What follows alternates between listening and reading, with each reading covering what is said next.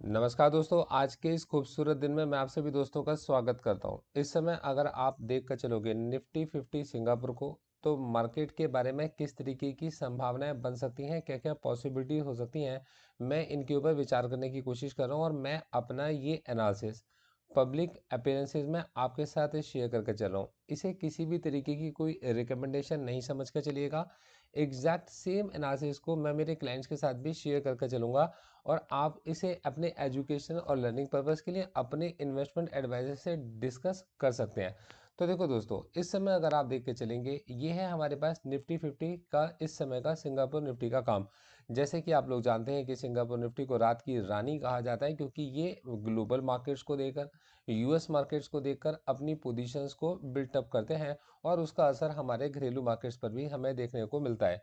अगर आप यहाँ देख कर चलेंगे तो 18,338 देखिएगा, इस समय पर जो लेवल हमें दिखाई दे रहा है कि कल की जो क्लोजिंग है 18,338 सिंगापुर निफ्टी की दिखाई देती है, और अभी ग्लोबल मार्केट्स भी खुलने वाले हैं। समय बज रहा है 7:32। 18,417 तक मतलब हमने देखा कि इसके हाई इसका गया, और ये इसके मूविंग एवरेजेस भी हैं, तो इसका फर्दर चेक भी कर लीजिएगा।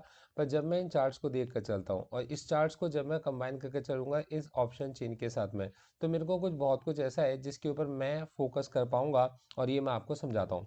तो देखिए, सबसे पहले क्या होता है कि अगर आप यहाँ जाएंगे तो टुडे इन स्टॉक मार्केट में मेरी वेबसाइट gauravsir.in पर, और इस जगह पर जाने के बाद में अगर आप इसको क्लिक करेंगे तो टुडे इन स्टॉक मार्केट में, तो जो पोजीशंस मैं क्लोज करता जाऊंगा ड्यूरिंग ट्रेडिंग आवर्स, मतलब मार्केट आवर्स में, मेरी यहाँ ये पोजीशंस आपको विजिबल रहेंगी। तो आप हर 2 घंटे में, 3 घंटे में आप जाकर इस वेबसाइट को इस जगह पर ज़रूर चेक कर सकते हैं।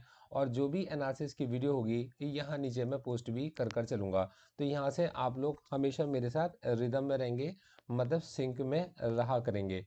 अब देखिए, मैं इस जगह पर आता हूँ और ये आपको बताता हूँ कि यार 18,334 तक मार्केट गया। इसके पीछे जाने की स्टोरी को पहले समझ के चलते हैं। देखिए, हम लोगों ने ये देखा कि मार्केट में लगातार ये चार देखिए डे कैंडल मैंने लगा रखी है, लगातार 4 दिन तक मार्केट ऊपर चढ़ने की कोशिश करता है। और 18,000 ये जो 68 का लेवल है, ध्यान से समझिएगा, 18,068 का जो SGX निफ्टी का लेवल मैं देख के चल रहा हूँ कि इस लेवल तक मार्केट, देखिए मार्केट कॉन्टिन्यूसली हायर हाइस और हायर लोस बनाकर चल रहा था। इसका मतलब मार्केट का ट्रेंड एक अप ट्रेंड था। लेकिन इसके अंदर अब ये एक असेंडिंग ट्राइंगल है। इस असेंडिंग ट्राइंगल में अगर मैं ऑल्टर एच वाली लाइन लगाता हूँ, तो ये जो पॉइंट था आपके पास में एक रेजिस्टेंस का काम कर रहा था, जो कि था 18,050। तो मैंने ये ऑब्जर्व किया कि यार मार्केट का जो सेंटर है वो रहेगा 18,050। अब देखिए, मैं आपके साथ मेरी ऑब्जर्वेशन बताकर चल रहा हूँ कि यार मार्केट का जो सेंटर है वो 18,050 रहेगा। ऐसा इसको डेटा को देखकर लगता है। अब 18,050 सेंटर है, तो मतलब 18,050 से हो सकता है कि अगर किसी को ऐसा लगता हो कि मार्केट में इस जगह पर भी मार्केट हायर हाइज की तरफ जा रहा है और वो बुलिश है, और उसको ऐसा लगता हो कि यहाँ पर वो जितनी भी पोजीशन अपनी चाहेगा ऑफलोड कर सकता है, क्योंकि लोग इसको खरीद रहे हैं। तो इस जगह से मार्केट में हो सकता है एक बड़े वॉल्यूम के अंदर एक सेलिंग आए, और मार्केट यहाँ से एक रिवर्सल डाउन साइड का दिखा दे, जो कि इसकी डाउन ट्रेंड की कंटिन्यूएशन होगी। या फिर पॉसिबिलिटीज बनती हैं कि अगर इसने ये 18,050 का जो लेवल है, इस 18,050 के लेवल को अगर इसने ब्रेक किया और इसको एक अच्छे बाइंग वॉल्यूम के साथ में ब्रेक किया, देखो फिर मैं कहूँगा वर्ड आ गया यहाँ पर वॉल्यूम, इसको अगर इसने एक अच्छे बाइंग वॉल्यूम के साथ ब्रेक किया, तो पॉसिबिलिटीज है कि एक ब्रेकआउट आ सकता है। अब ब्रेकआउट आने के बाद मार्केट किसी भी तरफ आपका थ्रस्ट दिखा सकता है। तो मेरे पास सेंटर क्या बना, 18,050। अब 18,050 से मैं ऊपर की तरफ मूव भी कर सकता था, और 18,050 से नीचे की तरफ भी मूव मैं कर सकता था। अब इसी चीज़ को जब मैं जाता हूँ और जाकर मैं इसी चीज़ को कंफर्म करता हूँ कि जैसा मैं सोच रहा हूँ, क्या बिल्कुल वैसा ही मार्केट पार्टिसिपेंट्स भी सोच के चल रहे हैं। तो देखिए, ये एक ऑप्शन चेन है। इस ऑप्शन चेन को अगर आप देखोगे, तो ये आपको 18,050 पर 1,22,28,000 28,850, और यहीं अगर आप जाएंगे तो ये इस जगह पर पुट साइड में थोड़ा सा कम है, और इसके थोड़ा सा 18,050 के नीचे 2,27,31,300। ये कॉन्ट्रैक्ट्स अगर आप देखेंगे तो 18,000 और 18,100 का सेंटर 18,050 ही बता कर चल रहे थे। अब जैसा हम लोग चार्ट्स पे देख के चल रहे हैं वैसा हमें ऑप्शन चेन में भी दिखाई दे रहा है।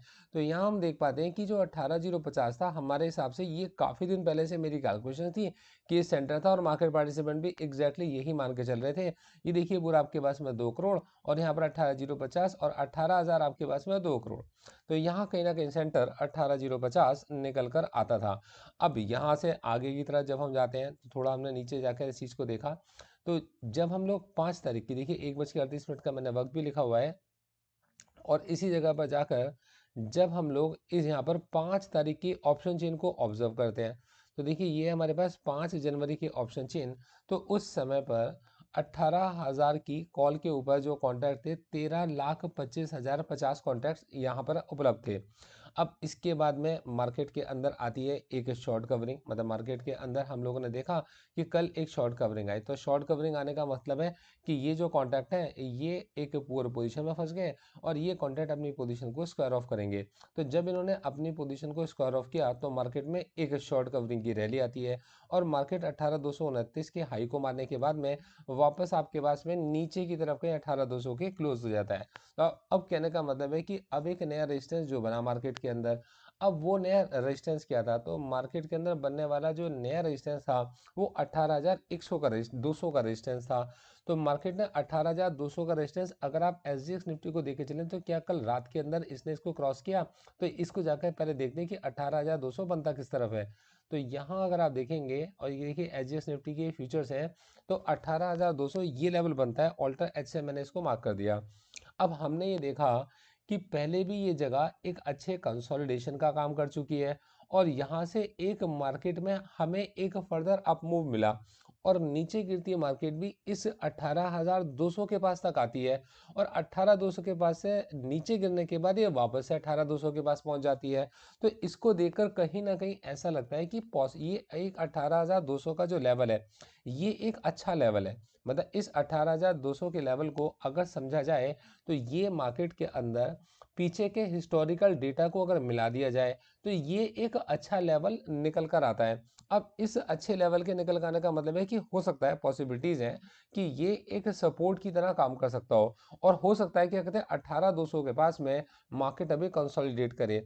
तो जैसा सेंटर मार्केट ने हमने 18,050 का बनाया, क्या मार्केट एग्जैक्टली ऐसा सेंटर 18,200 बना सकता है? तो पॉसिबिलिटीज बनती हैं कि हाँ ऐसा हो सकता है। और मैं इस समय SGX निफ्टी को कॉन्टिन्यूस देख के इसलिए चलता हूँ क्योंकि ये हमें ज़्यादा लंबे समय तक ओपन रहता है और हमारे देश की टॉप 50 कंपनीज का एक इंडेक्स जो निफ्टी है उसी के जो फ्यूचर्स हैं आपके पास में सिंगापुर में ट्रेड हो रहे हैं जिसके अंदर ग्लोबल पार्टिसिपेंट्स पार्टिसिपेट करते हैं उस समय भी जब मार्केट बंद होती है। और कई जगह पर इसको अपनी हेज स्ट्रेटजी हैजिंग के लिए इसका इस्तेमाल भी वो लोग करके चलते हैं जिस समय हमारी मार्केट बंद होती है।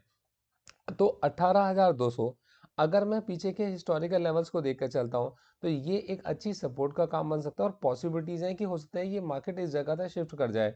अब ऐसी चीज को मैंने आपको देखना भी सिखा दिया कि यार ऑप्शन चेन में मुझे किस तरीके से जाकर ये समझ में आ पाएगा और मार्केट पार्टिसिपेंट भी क्या इसको ऐसा मान रहे हैं कि मार्केट के साथ में डेवलप होकर आएगा। मेरी आपको किसी भी तरीके की खरीदने या बेचने की कोई रिकमेंडेशन नहीं है। जो मुझे चार्ट्स में देखने को समझ में आ रहा है वो मैंने आपके साथ में शेयर किया है और यही चीज़ मैं आपके साथ में अपने क्लाइंट्स को भी शेयर करके चल रहा हूँ। तो ये मैंने पब्लिक डोमेन पर डाला कि आप भी इसको सीख सकें और इसी के बिहार पर मैं जो स्ट्रेटजीज बनाकर चलूंगा वो मेरी पोजिशन स्ट्रेटजीज होंगी और उन स्ट्रेटजीज को जिस तरीके से मैं जैसे जैसे क्लोज करता जाऊंगा वो वहाँ पर आपके लिए विजिबल होती जाएंगी। Open strategies as per compliances मैं केवल मेरे क्लाइंट्स के साथ ही शेयर कर सकता हूँ क्योंकि रिकमेंडेशंस पब्लिक में और रिकमेंडेशंस क्लाइंट के साथ हमेशा सेम वक्त पर आनी चाहिए। तो मैं आपको किसी भी तरीके की कोई रिकमेंडेशंस नहीं दे पाऊंगा। इस वीडियो को देखने के लिए आप लोगों का बहुत बहुत शुक्रिया। जाने से पहले मैं चाहूँगा कि आप मेरी डिस्क्लेमर की वीडियो ज़रूर देख कर जाएँ और इस वीडियो को ज़रूर लाइक करें। Thank you so much. All the best.